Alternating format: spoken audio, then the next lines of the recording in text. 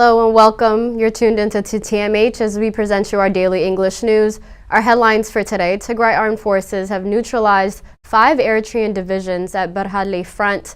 1945 says Abiy Ahmed has condemned himself and Ethiopia to pariah startups, and Eritrean air forces repeatedly bombards Adidaro town in northwestern Tigray, killing and injuring several civilians today.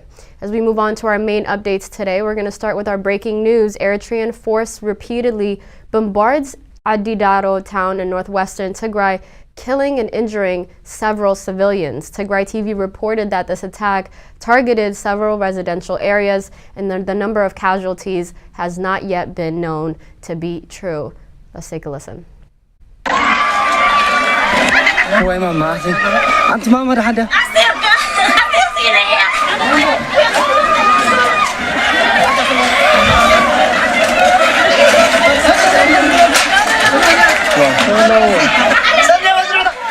هذا سلمي بس نعباجهم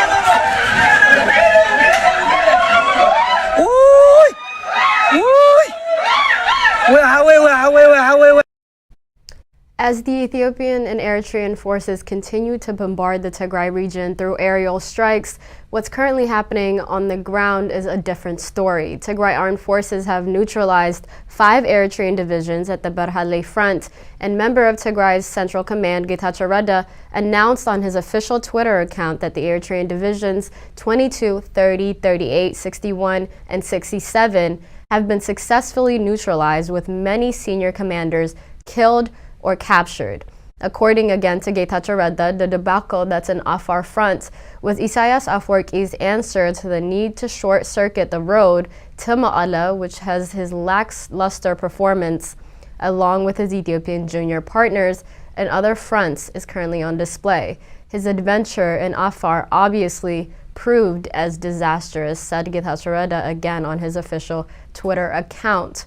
Satellite images also have showed military buildups in the Ethiopian-Eritrean border. Satellite images show this mobilization this month of military forces in towns on either side of Ethiopia's northern border with Eritrea. A private U.S. company, Maxar Technologies Incorporation, which publishes satellite images of region, said on Wednesday and that they collected these images on the 26th of September, showing military forces and their vehicles and artillery positions in the town of Shararo near Tigray's northern border with Eritrea.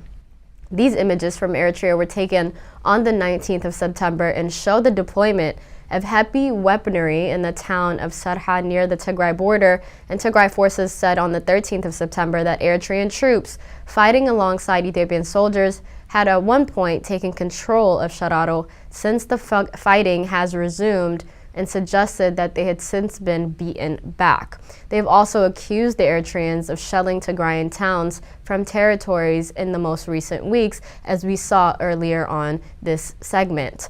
1945 says Abiy Ahmed has condemned himself and Ethiopia to pariah status.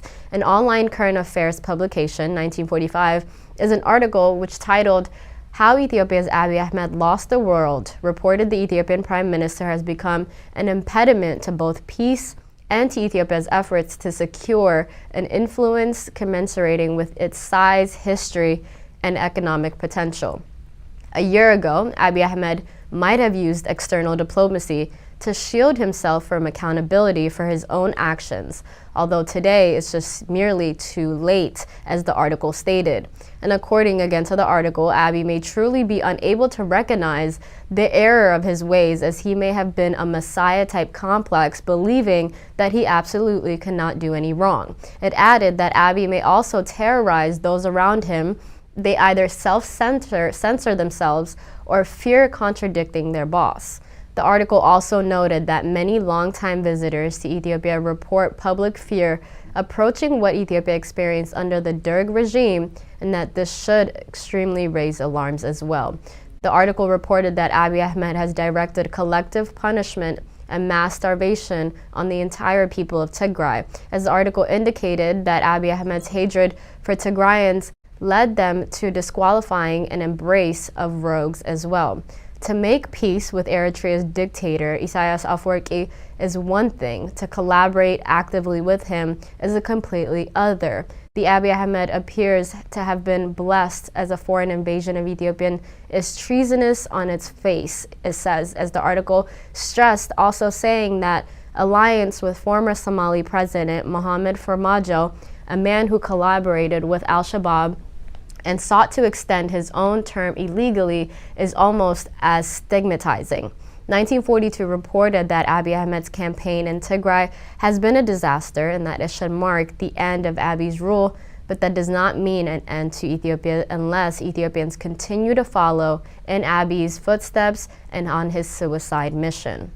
Mail and The Guardian says it is no surprise to the international peace mediation that the stop on the Tigray failed completely. According to Mail and The Guardian, the negotiations tracked pursued by the African Union, backed by United States and the European Union, is well-intentioned, but it does not consider the political realities that is taking place on the ground. High-level political and military representatives from Addis Ababa and Mekelle have met twice for face-to-face negotiations within this past year in Seychelles and Djibouti, in addition to regular indirect contact facilitated by the mediators. These talks led to agreement on a number of key issues, including unimpeded humanitarian access to the famine-struck population of Tigray, the lifting of the government-induced siege, and the framework for a formal ceasefire agreement, which none of these were implemented. There were three reasons for this: ongoing instability and insecurity within the country, the ability of leaders from the Amhara regions to act as spoilers by pressing their own territorial claims, and the interference from Eritrea, whose leader is Isaias Afwerki, and his own political agenda. Again, the collapse of peace talks has also exposed the impotence of the international mediators to ensure compliance to the process, eventually undermining the minimal trust between the parties.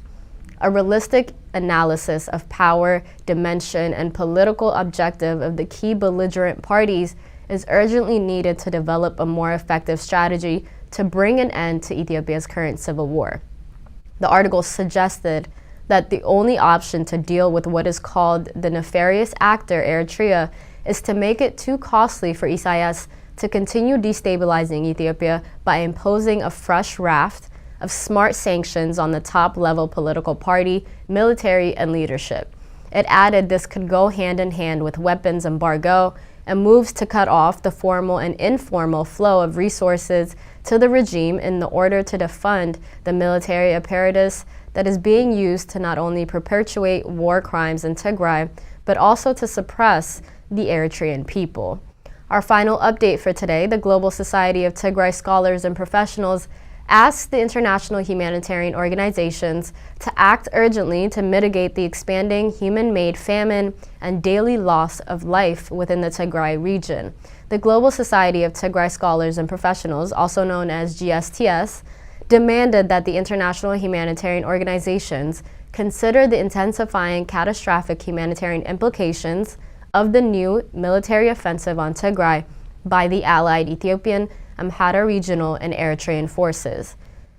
It urged the international institutions to ensure the delivery of humanitarian aid to the people of Tigray without any preconditions, and it also called for measures to end the inhumane siege and humanitarian complete blockade or establish protected alternative routes, including airdrop unfettered humanitarian access to the Tigray region.